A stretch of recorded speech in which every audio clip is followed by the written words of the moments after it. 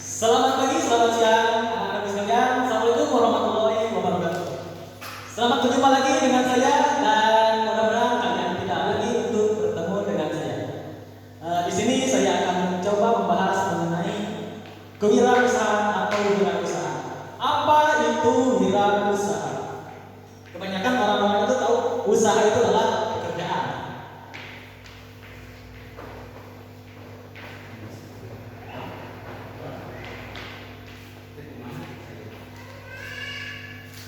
Wirausaha di sini yaitu berasal dari dua suku kata yaitu wira dan usaha. Wira di sini mengartikan wira itu adalah seseorang yang gagah berani, bertanggung jawab dan siap menanggung resiko. Sedangkan usaha, kebanyakan orang mengaku bahwa usaha itu adalah suatu pekerjaan, pedagang. Sebetulnya usaha itu bukan seperti itu. Yang dikatakan dengan usaha sebagai contoh, saya ini sedang memegang mic. Ini adalah suatu usaha. Jadi yang dikatakan usaha itu bukan suatu pekerjaan, melainkan usaha itu adalah suatu yang dikerjakan, baik apapun itu. Itu yang dinamakan dengan usaha. Kita akan membahas mengenai masalah wirausaha. Saya pasti akan bertanya pada kalian, cita-cita kalian itu seperti apa? Yang pertama, ada yang bercita-cita menjadi dokter, ada yang bercita-cita menjadi polisi, ada yang bercita-cita menjadi presiden. Coba saya mau tanya pada kalian, apakah kalian tahu orang terkaya itu apakah presiden? Orang terkaya itu apakah dokter? Orang terkaya itu apakah seorang polisi? Tentara? Tidak. Orang terkaya itu adalah seorang usahawan. Sebagai contoh, orang terkaya di Indonesia dipegang oleh keluarga Hartono. Walaupun mereka kaya, dari manakah kekayaan itu dan berapa kekayaan yang mereka punya? Pasti kalian akan kaget dengan nominalnya. Mereka hanya jualan jarum dan gudang uyah atau gudang garam. Selain itu juga dia hanya bisa dikasih kata yaitu ABC atau PCA. Dari situlah kekayaan mereka. Yang pertama dari gudang garam, kemudian dari perusahaan jarum, dan yang ketiga itu dari perbankan, yaitu bank BCA. Apakah mereka itu seorang dokter? Bukan. Apakah dia itu seorang polisi? Bukan juga. Mereka usahanya di bidang itu. Untuk nominal kekayaan itu berapa? Tidak banyak. Kekayaan itu cuma 500 miliar. Bukan 500 miliar, tapi 500 triliun. Seberapa banyak kali 500 triliun itu?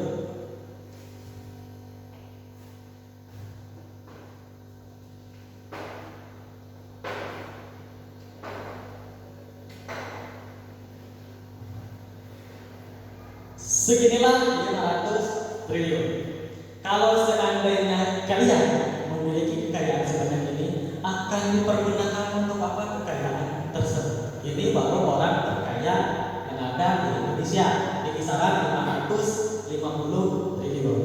Nah, bagaimanakah dengan orang terkaya di dunia? Apakah beliau itu seorang tentara? Apakah beliau seorang polisi? Bukan juga. Dia juga sebagai pengusaha. Siapakah dia? Dulu itu dipegang oleh Bill Gates, pemilik Microsoft. Nah, sekarang dipegang oleh siapa? Silakan kalian cari tahu siapa orang terkaya di dunia. Yang ingin saya kasih tahu adalah berapakah jumlah kekayaannya. Kekayaan beliau di kisaran 1.600 triliun. Kalau seandainya kalian bisa hidup selama 50 tahun dan memiliki kekayaan seperti itu, maka kalian bisa menghabiskan uang satu hari itu sebanyak 90 miliar lebih.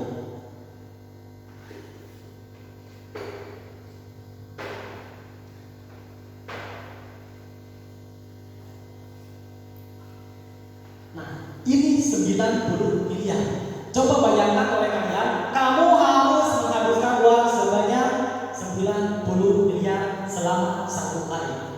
Selama 50 tahun. Akan diberikan oleh apa uang sebanyak ini? Yang pertama, misalkan kalian pengen membeli mobil masih di bawah 10 miliar. Atau misalkan kalian mau membeli mobil bukan cepat dengan harga 32 miliar, kamu setiap hari bisa membeli 3 buah mobil tersebut. Atau kalian mau membeli jet pribadi, silakan kalian beli. Setiap 2 hari kalian membeli 2 jet pribadi. Nanti halaman rumah kalian penuh dengan jet pribadi. Kalian akan bingung menghabiskannya, bukan bingung untuk mencarinya. Itulah seorang wirausahawan. Jadi silakan kalian pilih sendiri mau jadi apakah diri kalian itu. Apakah mau jadi polisi, apakah mau jadi tentara, apakah mau jadi dokter. Silakan tentukan diri kalian mau jadi apa nanti. Di sini saya ingin membuka mindset kalian untuk mau berwirausaha, bukan mau menjadi pegawai. Sebagai penggambaran untuk seorang pegawai di Cianjur, seorang gaji pegawai itu untuk di pabrik kisaran 2 juta sampai 3 juta.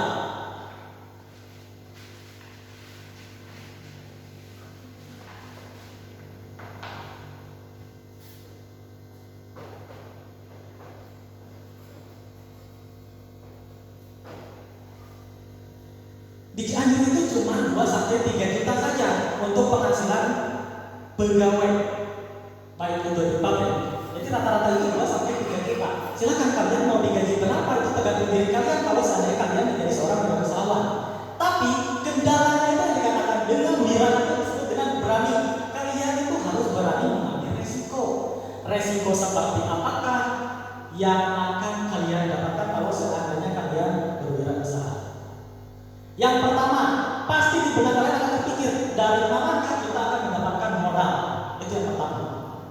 Untuk yang berikutnya itu ada resiko bagaimanakah kalau seandainya apa yang kita usahakan itu tidak mendapatkan hasil. Resiko yang berikutnya, bagaimana kalau seandainya perusahaan kita di situ bangkrut. Disitulah kendala-kendala yang muncul pada diri sehingga tidak mau untuk berwirausaha.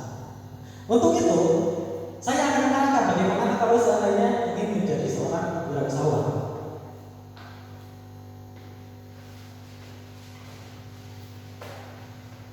Yang pertama itu yang harus kalian tahu itu adalah peluang.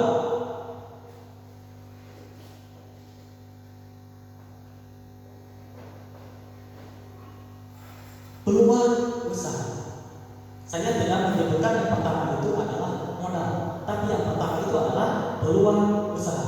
Kenapa peluang usaha? Karena kita itu harus tahu kira-kira kebutuhan masyarakat sekarang itu apa. Apa yang diinginkan manusia zaman sekarang ini. Jadi kalian harus tahu sasarannya itu kemana. Jangan sampai kalian salah kaprah. Yang tadinya kalian mau sasarannya itu untuk kalangan menengah ke atas, tapi jatuhnya malah ke kalangan menengah ke bawah. Yang kedua, kalau sebagai contoh saja, anggap saja kalian ingin berjualan kebab. Di saat kalian menjual kebab, ternyata sasarannya itu salah, kalian datang ke wilayah kawasan mana? Sekolah dasar. Kalian harus tahu dulu uang jajan anak sekolah dasar itu seberapa. Apakah beliau atau mereka itu sanggup untuk membeli kebab tersebut? Memang bagi orang-orang tertentu sanggup, tapi berapakah penghasilannya akan didapatkan? Berapakah harga yang cocok untuk anak SD? Oleh karena itu, kalian harus tahu sasarannya itu kemana. Carilah ke anak-anak kuliah atau ke universitas di mana jumlah orang itu dan pergerakan nilai rupiah itu banyak sekali, sehingga kemungkinan besar kalian akan meraup keuntungan yang sangat banyak. Itulah sebagai contoh untuk sasaran. Nah, baru berikutnya itu adalah biaya. Biaya itu sebetulnya tergantung kalian mau menempatkan itu seperti apa. Dan bukan cuma sedikit seorang wirausahawan yang sukses dari nominal nol. Mereka hanya berusaha dengan mencari informasi, kemudian menggali informasi, kemudian mereka belajar dari perusahaan-perusahaan lain, baik perusahaan kecil maupun perusahaan besar, kemudian mereka gali ilmunya, kemudian mereka kelola dari nol. Disitulah muncul suatu kesuksesan karena dari belajar secara langsung. Seperti itu. Berikutnya, dalam sedunia usaha ini, kalian itu tidak akan mengenal yang dinamakan bangkrut kalau seandainya kalian tahu sasaran. Beda halnya kalau seandainya kalian menjadi seorang pegawai, salah satunya pegawai di pabrik. Saya akan bahas sedikit untuk wilayah Jawa.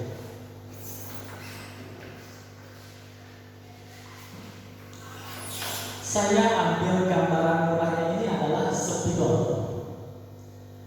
Harga spidol ini adalah kisaran 5.000. Anggap saja perusahaan spidol ini berada di Cianjur.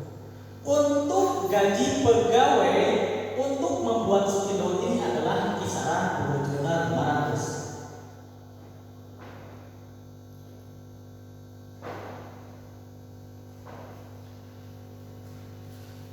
Silakan kalian lihat, gaji pegawai 2.500.000 untuk membuat spidol. Nah, dari manakah muncul harga 5.000 ini? Harga 5.000 ini setelah dirinci ternyata ada dari bahan baku.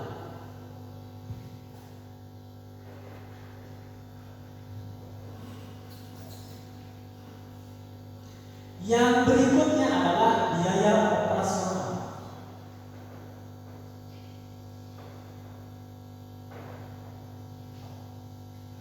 Setelah biaya operasional, yang berikutnya itu yang biaya operasional termasuk untuk gaji karyawan, untuk perbaikan listrik dan sebagainya, listrik, pembayaran listrik, untuk pabrik, pembelian mesin, dan semuanya masuk ke biaya operasional. Kemudian pajak. Selain pajak, kalau seandainya kalian mempromosikan pasti butuh iklan atau pemasaran. Ternyata dari rincian ini dengan biaya sekian, jatuh pada angka misalkan Rp4.800. Berarti perusahaan itu hanya memiliki untung sebanyak Rp200 dari hanya satu spidol.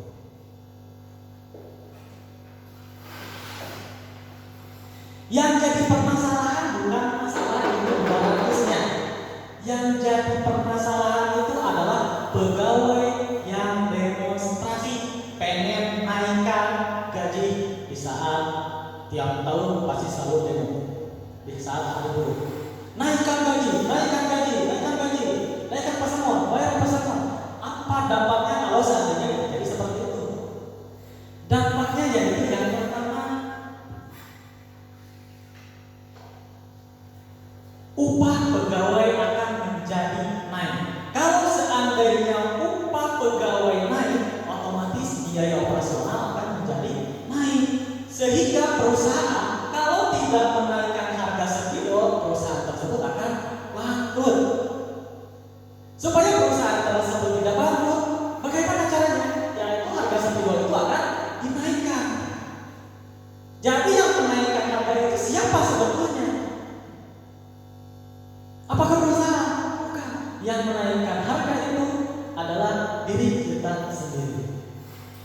Semakin lama harga itu tidak akan semakin turun, malah harga itu semakin lama akan semakin naik karena akan mengikuti biaya produksi.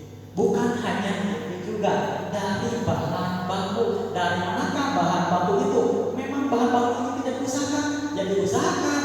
Kenapa bahan baku ini bisa naik? Karena biaya produksi untuk menghasilkan bahan baku tersebut naik juga. Otomatis harganya akan semakin melambung. Seperti itu. Itu baru dampak kecil. Dampak besarnya apa? Dampak besarnya itu perusahaan-perusahaan asing yang ada di Indonesia, terutama di wilayah Cianjur, lama-kelamaan akan pindah ke wilayah lain. Otomatis orang-orang yang berada di sana akan disingkirkan sedikit demi sedikit. Untuk apa disingkirkan? Karena untuk menutupi biaya operasional yang semakin lama semakin naik. Bagaimana kalau seandainya nanti kalian pasti senang gaji di pabrik sekarang gajinya itu 15 juta. Siapa senang? Pasti secara tidak langsung mereka itu akan merasa senang karena nilai gajinya itu semakin tinggi, semakin lama semakin tinggi. Tapi dampaknya kalau seandainya biaya operasional 15 juta, berapa harga spidol? Berapa harga sepatu? Berapa harga bahan pangan? Kok masuk ke bahan pangan? Memang bahan pangan itu tidak diusahakan. Silakan, siapa yang mengerjakan lahan itu? Siapa yang menjual pupuk? Otomatis mereka juga akan semakin lama semakin naik. Kenapa semakin naik? Yang bekerja di sawah juga dikarenakan harga bahan-bahan itu naik, otomatis akan mengikuti. Itulah dampak yang akan terjadi. Jadi perusahaan daripada mengambil resiko bangkrut di wilayah sini dengan harga biaya produksi yang sangat tinggi, lebih baik perusahaan-perusahaan tersebut pindah dari Indonesia dan mencari negara-negara lain yang biaya produksinya itu lebih murah daripada di Indonesia. Itu tidak akan menutup kemungkinan itu akan terjadi pada waktu-waktu dekat. Ini sebagai contoh aja di wilayah Bekasi, kemudian Jakarta, kemudian Karawang.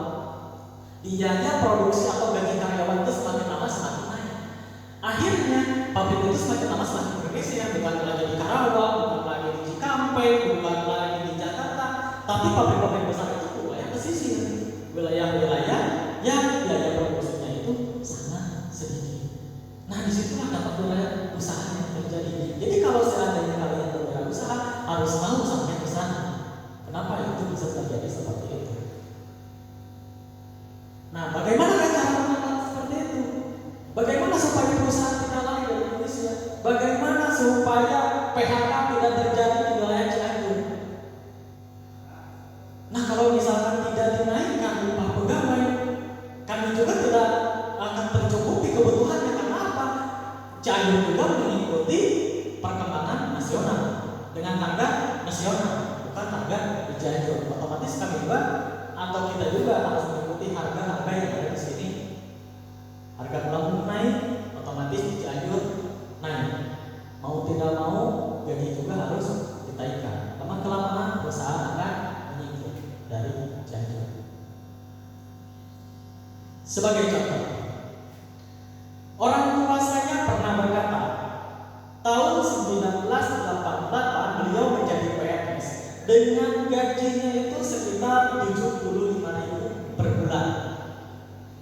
Orang tua saya bisa menyekolahkan saya, bisa membiayai saya, bisa memberi makan saya, bisa membeli baju untuk saya, bisa membeli beras untuk makan saya dengan nominal 75.000 untuk biaya selama 1 bulan. Bayangkan nominal 75.000 sekarang itu yang cukup untuk apa? Untuk beras 1 karung pun 75.000 tidak cukup. Bagaimana kalau seandainya orang tua saya dulu gajinya sama seperti sekarang itu bisa 8 juta, pasti orang tua saya setiap hari bisa membeli kendaraan bermotor. Bukan setiap hari, setiap bulan, setiap gajian orang tua saya mampu untuk membeli sepeda motor. Loh, kenapa sekarang tidak cukup? Ya karena itu nominalnya itu semakin tinggi, tapi harganya itu semakin rendah. Jadi semakin lama nominalnya itu semakin rendah. Seperti itu. Berikutnya, kemudian tahun 2000, tahun 2003 saya masuk SD, saya uang jajan itu cuma 200 rupiah. Uang 200 rupiah itu bisa membeli bubur. Uang 200 rupiah bisa membeli bakso, bisa membeli jajanan, bisa membeli sirup. Bagaimanakah uang 200 rupiah kalau seandainya kalian datang ke sekolah ke SMA pada saat ini, kemudian orang tua kalian memberikan jajan uang 200 rupiah? Untuk apa uang 200 rupiah? Kalau seandainya saya dikasih uang 20.000 pada saat itu sama dengan sekarang, saya bisa membeli mie ayam, saya bisa menabung, saya bisa jajan apa saja pada saat itu dengan nominal uang 20.000 rupiah seperti uang jajan kalian saat ini. Nah, mungkin seperti itulah gambaran dari saya bagaimana kalau seandainya kalian menjadi seorang wirausahawan, nominal itu akan mengikuti kalian. Mungkin hanya itu saja. Terima kasih. Assalamualaikum warahmatullahi wabarakatuh.